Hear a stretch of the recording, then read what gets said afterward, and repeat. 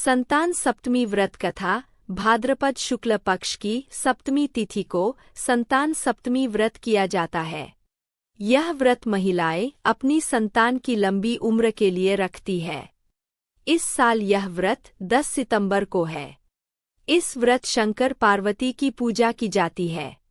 संतान सप्तमी व्रत कथा। एक दिन धर्मराज युधिष्ठिर ने भगवान से कहा, हे प्रभो, कोई ऐसा व्रत बताइए जिसके प्रभाव से मनुष्यों के अनेकों संसारिक क्लेश दुख दूर होकर वे पुत्र एवं पौत्रवान हो जाएं।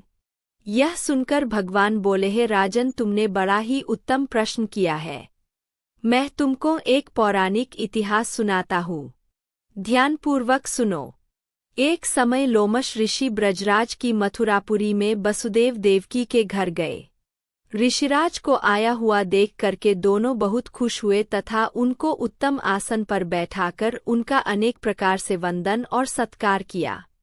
फिर मुनि के चरणोदक से अपने घर और शरीर को पवित्र किया। वह प्रसन्न होकर उनको कथा सुनाने लगे।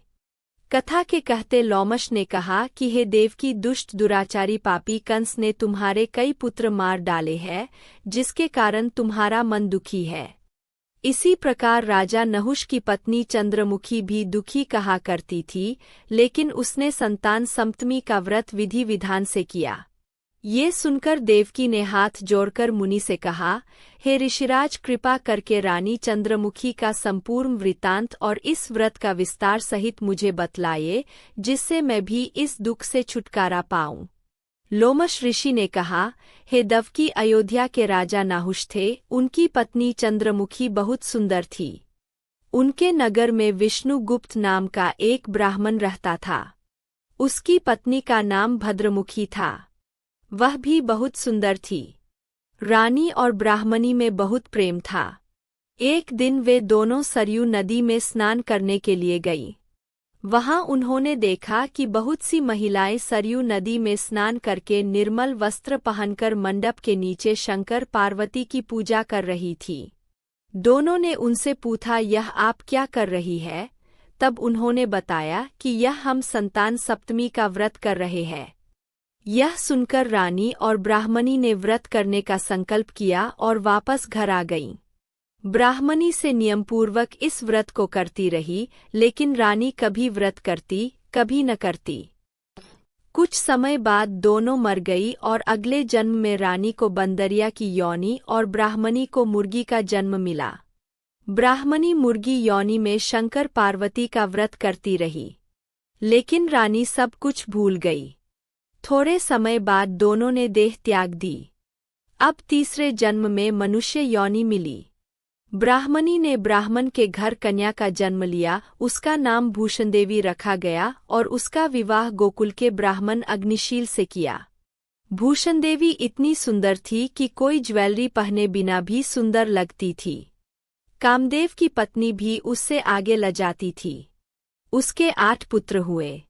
यह सब शिवजी के व्रत का पुनीत फल था। दूसरी ओर शिवजी की पूजा से विमुख रानी के कोई पुत्र नहीं था। वह निसंतान दुखी रहने लगी। रानी और ब्राह्मणी में जो प्यार पहले था वह अभी भी बना था। रानी जब वृद्ध अवस्था में थी तो उसके गूंगा बहरा अल्पायु वाला बेटा हुआ और कुछ समय बाद मर गया। अब तो रानी बहुत दुखी रहने लगी। अब रानी के मन में ब्राह्मणी के बेचे देखकर ईर्ष्या होने लगी। ब्राह्मणी ने रानी का संताप दूर करने के लिए अपने 8 पुत्रों को रानी के पास छोड़ दिया। रानी के पाप के वशीभूत होकर उसने ब्राह्मणी के बेटों को जहर खिला दिया, लेकिन बालकों को कुछ न हुआ। यह देखकर रानी ने इसका रहस्य जानना चाहा। रानी ने ब्राह्मणी को सारी बात बतलाई। रानी के ऐसे वचन सुनकर ब्राह्मणी ने कहा, सुनो, तुमको 3 जन्म का हाल कहती हूँ, ध्यान से सुनना। तब ब्राह्मणी ने रानी को चंद्रमुखी और भद्रमुखी से लेकर बंदरिया और मुर्गी की कहानी सुनाई और कहा कि मुझे लगता है कि तुम्हारे ऊपर जो भारी संकट है वो उसका कारण भगवान की पूजा से विमुख होना है। अगर तुम संतान सप्तमी का व्रत विधिपूर्वक करोगी तो तुम्हारा संकट दूर हो जाएगा। भूषणदेवी के मुख से ये बातें सुनकर रानी को सभी याद आ गया और पश्चाताप करने लगी। उसने ब्राह्मणी के पैरों में गिरकर क्षमा मांगी और उस दिन से रानी ने नियमपूर्वक व्रत किया। इस व्रत के प्रभाव से रानी को संतान सुख मिला। तब भगवान ने रहा, हे देवकी, मैं तुमसे भी कहता हूँ कि तुम भी इस पुनीत व्रत को करो।